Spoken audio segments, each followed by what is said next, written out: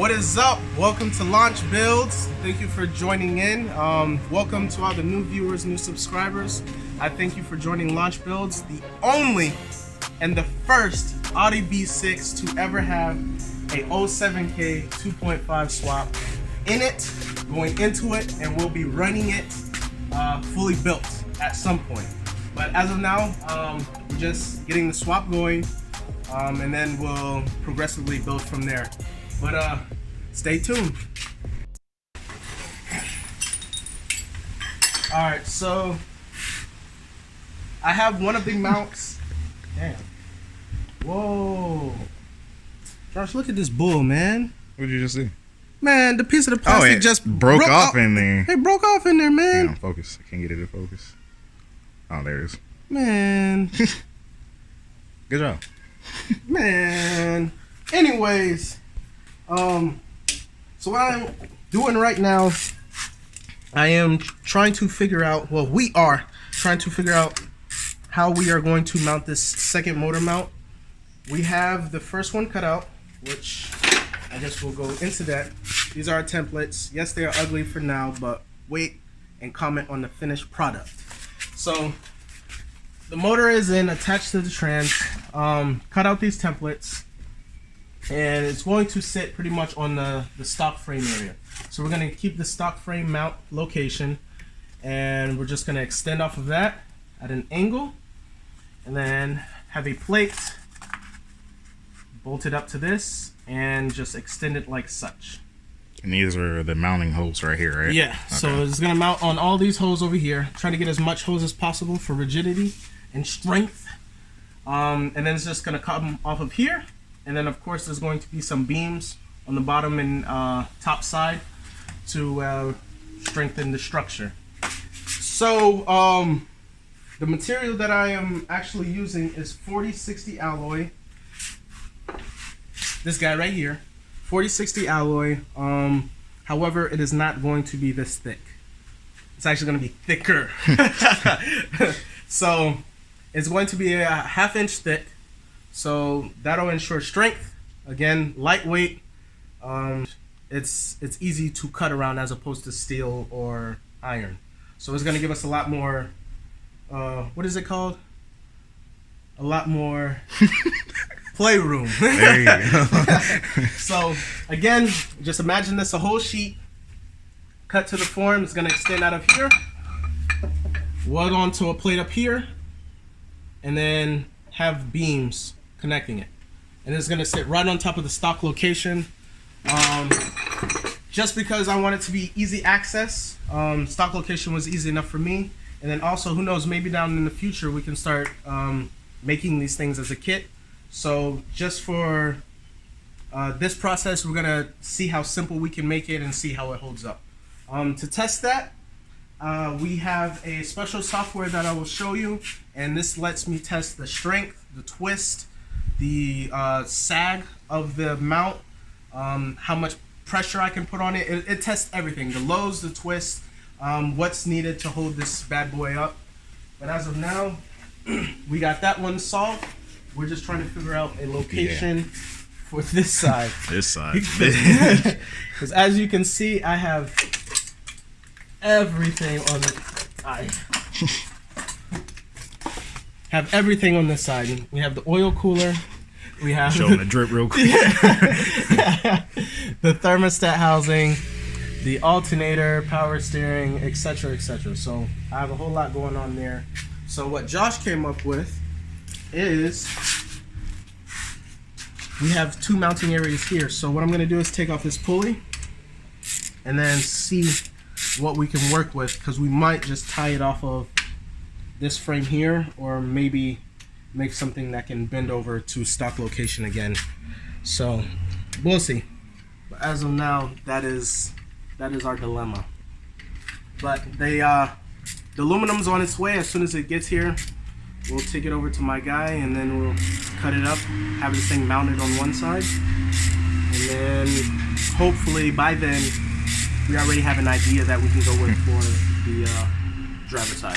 So what do you think we should, because now I'm looking at it, it's kind of small. Yeah. Or we could go about it as enlarging the hole and, you know, retapping it. That's a lot of work, though. And then on top of it, if we enlarging it, we're moving Yeah, the thickness. moving, yeah. And the It's strength. not gonna be structurally sound. Yeah. Yeah. So. I'm not sure. Honestly. Damn. Well, it was almost a good idea. What if?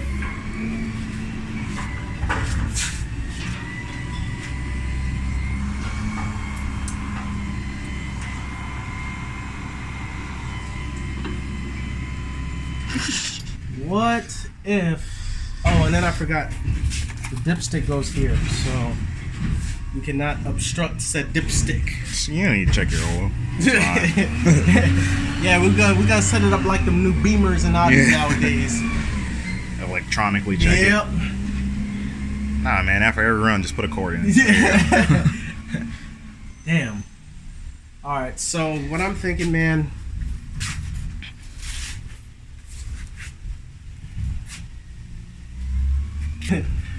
I'm thinking. Damn, dude. What if we just get a long behind rod? Just feed it all the way through. Here you go. And just feed it all the way through.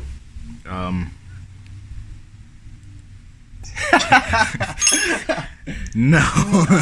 Yeah. I don't know, man. This is actually this motor itself is 300 pounds plus the twisting and bending of the torque thing plus the clutch dumping. Yeah. It's gonna be a lot. So I want it to be beefy as possible. That's why I'm going with 1/2 inch thick. So this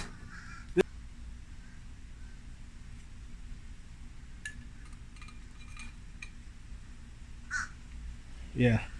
Yeah, just So 3/8. Yeah. So 1/2 inch is definitely more than enough.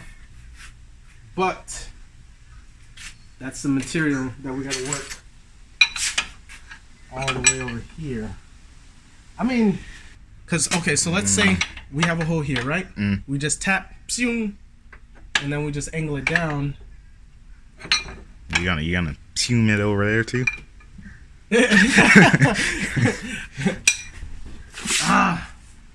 Okay, so alright, come work with me. So we have the bar, right? And there's this little notch. Okay. So you have this little area here. What if we cut it to the form of this area to form at some angle and then bolt up to here? Isn't the alternator gonna be right there? This is power steering. Alternator is down here. But how are you gonna mount your power steering there? Power steering pump? Electric power steering. Oh yeah, you are doing that. Yeah, baby. We going all out. MR2 electric power steering. So what that means, hopefully I can wire this up correctly. What that means is it'll let me change my power steering input due to miles per hour. So therefore, more power steering at lower speed and slowly fading away, giving me that more planted race car feel at higher speeds. Pretty sick. Where they put the rack up there Yeah. and set them down there. So. So, the best of both worlds, and the MR2 already having that system, all you got to do is pretty much wire it up and you're good to go. So, we'll do a video on that later on at some time down the build once it's ready to go. Yeah, once the motor's running. Yeah. Running and driving. Yep, it'll have adaptive power steering, which gives me more control, higher speeds, burnouts, etc. This means you're just gonna drive without power steering for a bit. Yeah, I mean, I did it for a little. It's not fun. Well, I mean, When you're parking. Yeah, when you're parking, yeah, When you're like parking, you're stationary. man. But Yeah. actually driving, like I love the feeling of no power steering while you're driving. Yeah, while you're driving, it's amazing. Yeah. It's great. You feel like you're in control. But when you're parking, Yep. that's when you hate it the most. But it's honestly, it's better for safety reasons if you going fast. Alright, I'm gonna stop it. Somewhere, man. Alright, so while he's looking for thermostat housing. He came up with an idea of that. Hang on, let me get some light. Probably won't even matter. So this bolt hole that's right here, you're gonna run a plate from there up to this hole here and have it sit flush against this bracket here, and then we're gonna run an arch from there all the way over to here, and it's gonna sit on top, slide over the frame.